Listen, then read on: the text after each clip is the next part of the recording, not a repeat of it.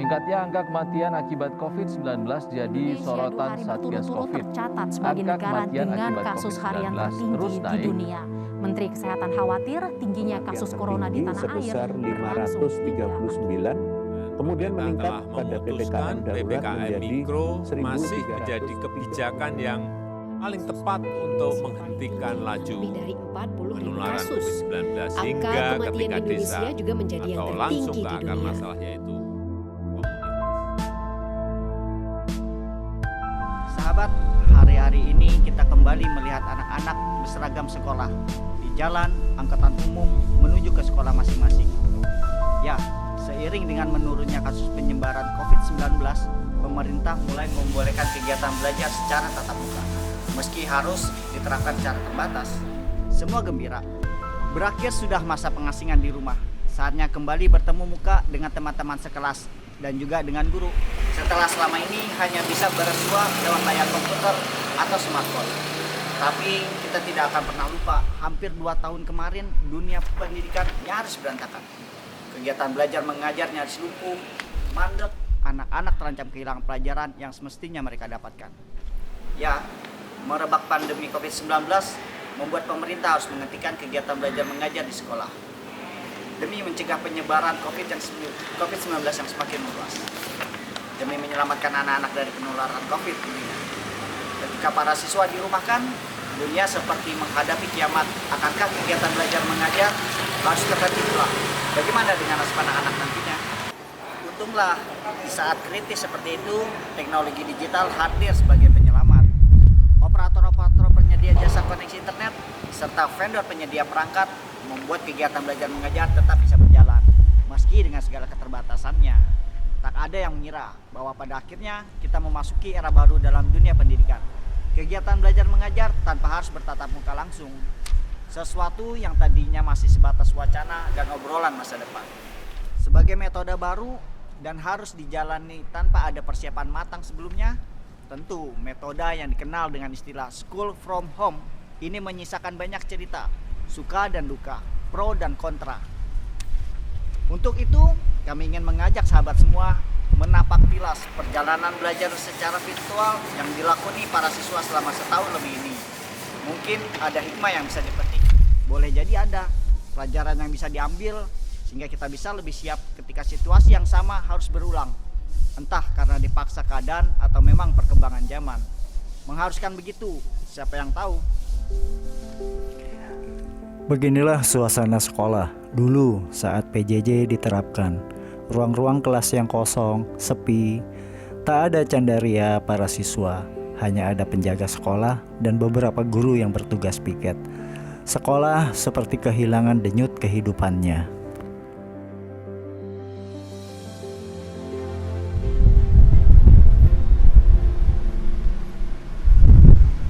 Sahabat, saya sedang mengunjungi SMA Pesat ini. Ini salah satu sekolah swasta yang berada di pusat kota Bogor. Sejak awal Oktober lalu, kegiatan belajar tatap muka kembali berdenyut di sekolah ini. Ya, meski secara terbatas dan tentunya dengan protokol kesehatan yang ketat. Tapi guru-guru di sini pasti punya cerita menarik dari pengalaman pertama harus mengajar secara daring. Bagaimana ceritanya? Mari kita ketemu Bapak Mukti Baihaki. Beliau adalah kepala sekolah SMA Pesat. Yuk. Selamat siang Pak Mukti. Selamat siang Mas Wahyu. Gimana kabarnya Pak? Alhamdulillah luar biasa sehat Mas Wahyu. Alhamdulillah. Boleh kita ngobrol sebentar Pak? Siap. Silakan Mas, kita Terima kasih Pak.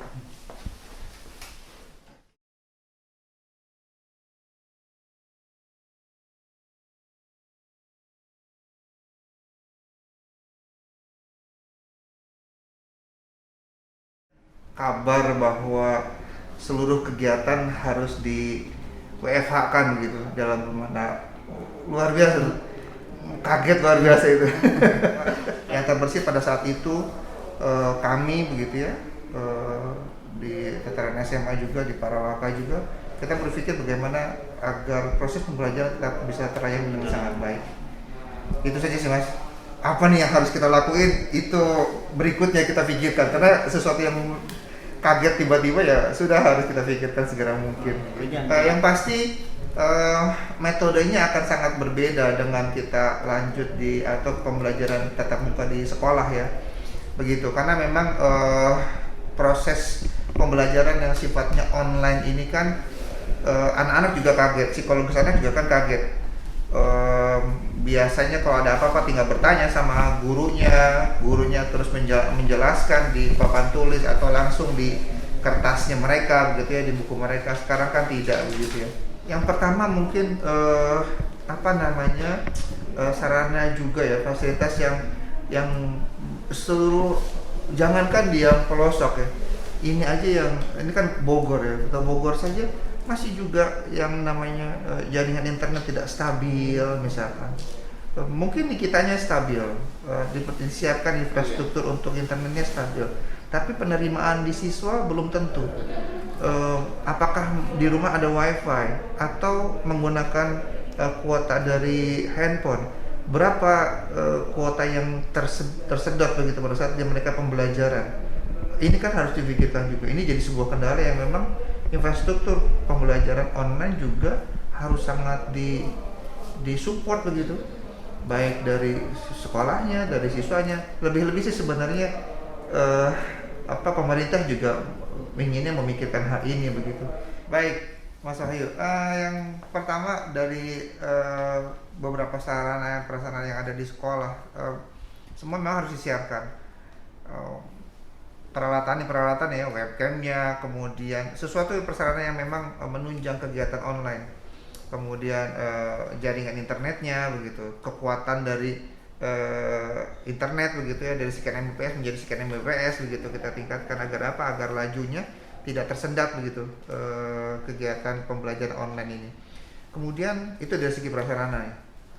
Yang kedua dari segi aplikasi yang ingin kita gunakan. Kira-kira aplikasi yang kita akan gunakan yang menunjang dan mudah serta lengkap untuk bisa digunakan oleh guru-guru dan diterima oleh siswa apa. Setelah itu akhirnya adalah bagaimana guru-guru itu bisa menggunakan dengan sangat baik kan begitu. Sehingga pelatihan yang dilakukan untuk peningkatan bagaimana bisa menggunakan pembelajaran online ini begitu, itu guru-gurunya juga dilatih bagaimana dia bisa menggunakan sarana prasarana yang ada. Yang ketiga kita juga sama, bagaimana pembelajaran ini diterima sama anak-anak begitu. Maka yang harus dikuatkan juga adalah kita kerjasama dengan orang lain begitu ya, dengan pihak ketiga tentang bagaimana psikologi pembelajaran kalau secara online. Maka guru-guru juga dilatih psikologi pembelajaran secara online.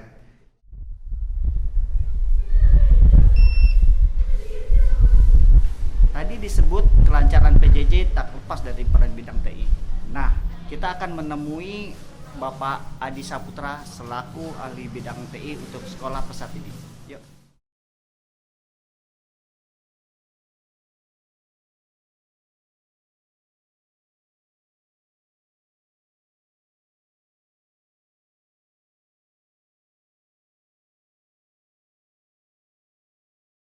Sukanya adalah secara tidak langsung kita belajar hal baru, yang kemungkinan hal baru ini adalah sebuah hal yang tidak akan baru lagi nanti di masa depan. Dukanya memang adalah proses dalam pembelajarannya atau proses dalam perubahan dari sebuah kondisi yang awalnya semua offline tiba-tiba harus online atau bahkan kombinasi seperti itu. Secara umum sih strategi kita belajar sambil berjalan ya, karena yang memang kondisinya tanpa ada wanti-wanti, tanpa ada persiapan, langsung kejadian. Otomatis kalau berbicara bagaimana mengatasinya, kita mengatasi semua perubahan yang ada, memfasilitasi atau mencoba mengadakan sebuah fasilitasi untuk pendidikan jarak jauh ini ya sambil berjalan. Satu cycle atau mungkin satu putaran pertama, kita menggunakan satu metode misalnya. Kita berjalan, proses, kita evaluasi, ternyata kurang efektif. Misal dalam proses delivery materinya. Ya kita evaluasi lagi di minggu kedua, kita coba cari pola lagi, bagaimana metode terbaik.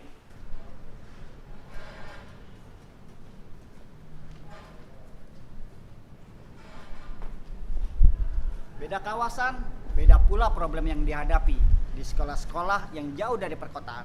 Tantangan yang dihadapi berbeda dengan yang dihadapi siswa-siswa di kota. Keterbatasan akses internet, ketersediaan perangkat pendukung boleh jadi merupakan hambatan utama. Seperti itukah? Untuk mengetahuinya, saya ingin mengajak semua menyambangi satu sekolah yang berada di kaki Gunung Salak, Kabupaten Bogor. Tepatnya di Kampung Pasir Menjul, Cigombong.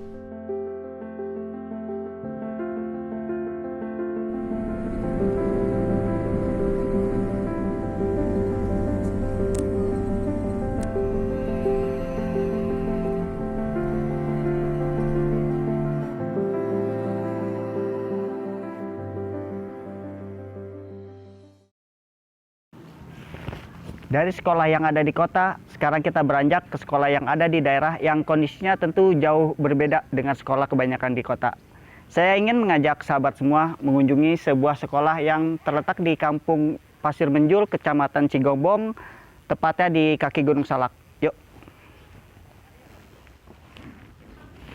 Nah, sekarang kita berada di SMP Bina Insan Mandiri dan SMA Bina Spora Mandiri. Sekolah yang didirikan dan dikelola oleh Bapak Muzakir Sarjana Sosial, seorang mantan pekerja kreatif di ibu kota yang memilih pulang kampung dan mengabdikan dirinya ke dunia pendidikan.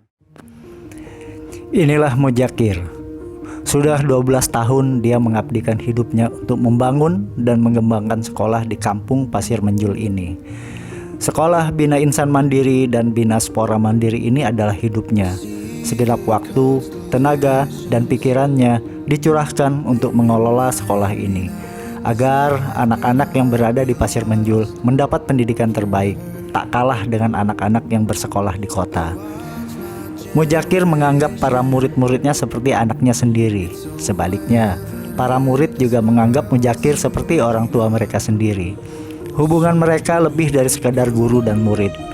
Saat pandemi dan murid-murid harus belajar dari rumah, Muzakir kehilangan candaria dan kenakalan khas remaja anak-anaknya itu. Kehilangan kehangatan hari-hari seperti dulu ketika sibuk meladeni murid-muridnya yang bertanya ini itu atau sekadar ngobrol. Itu hal terberat yang dirasakan Muzakir selama PJJ ini. Waalaikumsalam warahmatullahi wabarakatuh. Apa kabar nih, Pak? Alhamdulillah baik. Mas gimana? Sehat juga? Alhamdulillah. Alhamdulillah.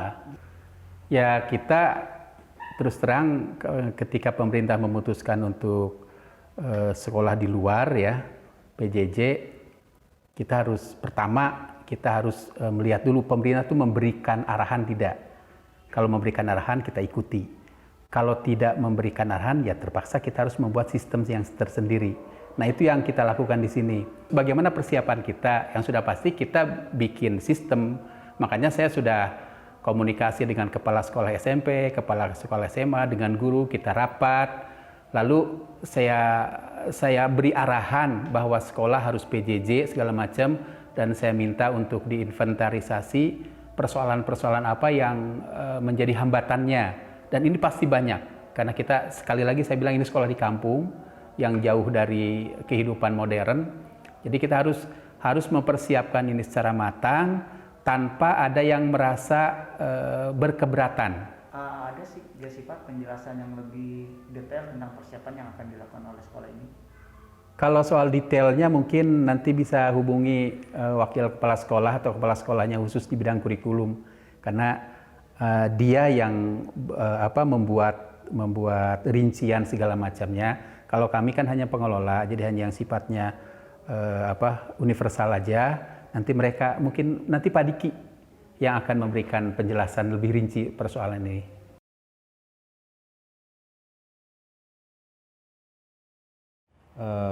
Beberapa kendala yang seperti tadi yang diucapkan ya, tidak adanya kuota ataupun internet, laju internet yang kurang. Biasanya anak ikut ke temannya ataupun dari sekolah itu memberikan suatu video yang dikirimkan terhadap grup gitu. Jadi anak-anak itu bisa, yang tidak punya kuota atau yang tidak punya HP itu bisa melihat ke temannya yang emang dekat dengan rumahnya gitu. Jadi guru-guru itu kemarin sudah membuat video pembelajaran ataupun penjelasan tentang materi yang akan diajarkan gitu. Jadi anak-anak tuh bisa melihat video itu di YouTube ataupun nanti gurunya mengirimkan terhadap grup kelasnya masing-masing. Kalau keseluruhan ya berapa persen itu kemungkinan sebenarnya hanya 30% yang tidak bisa mengikuti daring. Karena pada dasarnya sekarang anak-anak emang sudah memiliki handphone yang cukup memadai ya untuk pembelajaran daring. Cuma mungkin dari keterbatasan internet, kadang ada yang emang internetnya lemot, kadang emang ada yang cepat juga. Kadang anak-anak tuh punya handphone tapi tidak punya kuota gitu. Makanya terkadang anak-anak yang tidak punya kuota pun bisa mengambil tugas secara langsung ke sekolah ataupun materi ke sekolah gitu. Untuk saya sendiri sih saya lebih suka bertatap muka dengan anak ya. Pada dasarnya kami guru-guru itu lebih bisa mengontrol emosi anak gitu. Emosi, kedisiplinan, kita bisa menilai kedisiplinan anak seperti apa, terus menilai sikap anak itu seperti apa, sifatnya, apakah sopan santunnya, itu bisa dinilai ketika kita menerapkan pembelajaran tatap muka gitu.